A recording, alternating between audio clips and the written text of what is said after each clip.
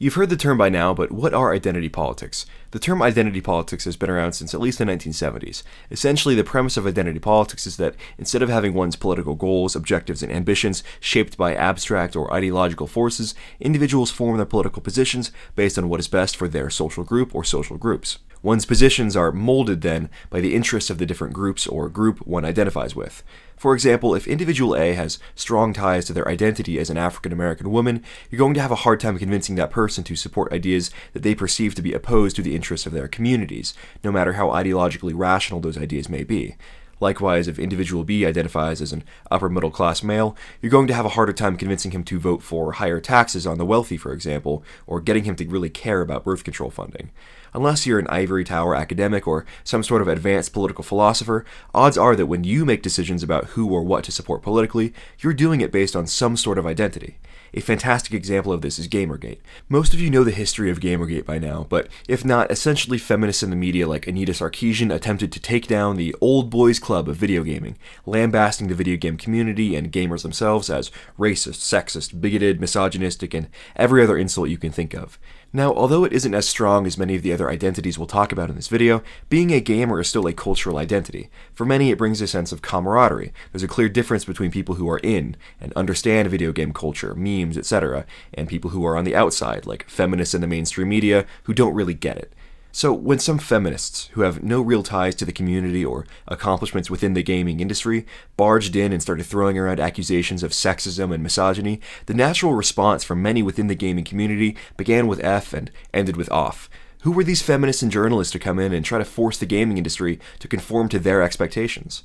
Gamergate, in many ways, was a 2014 preview of the identity politics struggles we're seeing in real-world politics today. One of the more common refrains I've been hearing lately from many on the right is the idea that identity politics are a thing of the past, and ignoring or dismissing identity politics instead of embracing them is the pathway to success. This idea has been pushed heavily by people like Milo Yiannopoulos, who I do like in some aspects, but I think he's dead wrong here. Listen to what he had to say about identity politics at a speech in Colorado. And I don't necessarily mean fighting identity politics with identity politics, but rather reclaim for America some reason, some logic, some common sense. Demonstrate how insane and ludicrous this stuff is. Because, the reality is, if you force everyone to play identity politics, if you insist on pitting whites against blacks, women against, men, straights against gays, the reality is you guys are going to win. And the left isn't going to like it very much. But there's a better way, Don't fight identity politics with identity politics. White pride, white nationalism, white supremacy isn't the way to go. The way to go is reminding them and yourselves that you should be aspiring to values and to ideas. You should be focusing on what unites people, not what drives them apart. There are several things wrong with this take. Obviously, his conflation between white pride and white nationalism is factually incorrect, but that's beside the main point. There are two main problems with his argument here. One, his insistence that identity politics can be flippantly wished away and made unimportant, and two, his notion that identity politics are inherently a bad thing, and that all politics are not, at some level, based on identity. I said this earlier and I'll say it again. No matter how rational we believe ourselves to be, no matter how much we think we are above it all, we all make political decisions based in some part on identity, and how those political decisions will affect our identity groups. How many Christians do you know voted for Donald Trump because he was perceived as the candidate who would defend Christian interests? How many of your friends voted for Bernie Sanders, or hell, Donald Trump for that matter, based on their identity as working-class young people with no future as a result of being screwed by the system? Life derives its meaning from the connections we make with others, and the truth is that our identities tie us to our communities, to our families, to our histories, and to our social groups. Without those identities, we have nothing. When many people on the right condemn identity politics, what they're really condemning is racial identity politics. I understand this position, but I think it's a mistake. Many in the US and other Western countries have tried for a long time to make the case that race just isn't all that important. However, across the world, this position would be seen as ridiculous. Imagine for a second approaching a Japanese man and telling him, "Oh, Kenshi, darling, identity politics are so gross. Forget about all of that icky Japanese identity stuff and focus on things like free markets."